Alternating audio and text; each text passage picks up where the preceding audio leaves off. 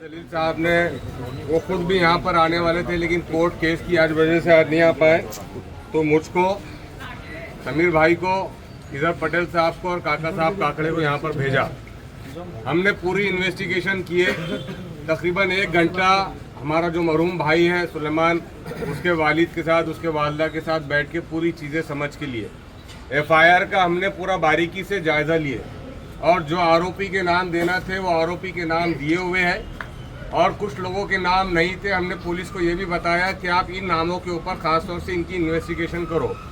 एक बात बड़ी अच्छी है जो मानना चाहिए हमने हमेशा इस बात को, कि पुलिस ने इस मामले में कॉपरेशन किया है, इसलिए कि जो खलमें लगाई गई है FIR के अंदर वो मॉब लिंचिंग की खलमें लगाई गई है, मर्डर की खलमें लगाई गई है। यानी कि जिन लोगों के नाम है तो वो अब इंशाल्लाह इतनी आसानी से नहीं छूटने वाले हैं। अब यहाँ पर खिजर पटेल साहब ने बहुत बारीकी से पूरी FIR का जायजा लिए, और हम इस बात पे इत्मीनान रखते हैं कि भाई पुलिस ने यहाँ तक का काम अच्छा किया, लेकिन हमने साफ तौर से पुलिस को ये भी कह दिया कि आप आगे की इन्वेस्टिगेशन भी किसी राजनीतिक दबाव के अंदर, चाहे वो मिनिस्टर का बेटा हो, चाहे वो नगर सेवक का भतीजा हो, किसी के प्रेशर के अंदर कोई काम नहीं करेंगे, ऐसा हमने पुलिस से साफ तौर से कह दिया। तो आप लोग संयम बनाए रखें। पुलिस ने जहां तक अपना रोल प्ले करना था उन्होंने किया। उनका कहना है कि आने वाले 5 दिन के अंदर जो भागे हुए आरोपी है उनको भी जो है तो हम उठाकर लाने के लिए पूरी तरह जो है तो वो तैयार है। यहाँ पर बहुत अच्छा जामनेर के अंदर हमारे हिंदू मुसलमान तमाम भाइयों का बहुत अच्छा एक आपस में मेल मिलाप है।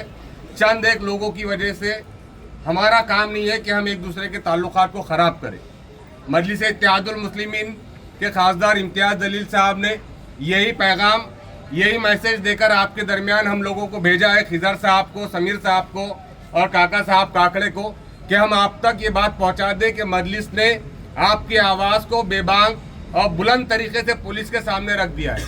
और हमने पुलिस से साफ तौर से ये भी कह दिया है कि पुलिस आने वाले दिनों के अंदर इन्वेस्टिगेशन में किसी भी, चाहे वो मंत्री हो, संतरी हो, नगर सेवक हो, किसी के प्रेशर में काम ना करे, और पुलिस ने भी हमें उसका पूरा आश्वासन दिया है। एक खास बात अभी निकलते वक्त PI साहब ने साफ कर दिया कि मैं पुलिस इंस्पेक्टर होने से पहले एक इंसान हूँ, और चाहे यहाँ का मुसलमान हो, चाहे यहाँ का हिंदू भाई हो, हर कोई इस घटना की निंदा कर रहा है, इसलिए कि किसी का बेटा चला गया, किसी का भाई चला गया, और एक मामूली सी वजूहात की बुनियाद पर कोई किसी की जान नहीं ले सकता है। कानून कायदा भी कोई चीज़ है, इसलिए हम आपस में शांति बनाए रखें। हम यही पैगाम और यही मैसेज लेकर आपके दरमियान आए हैं।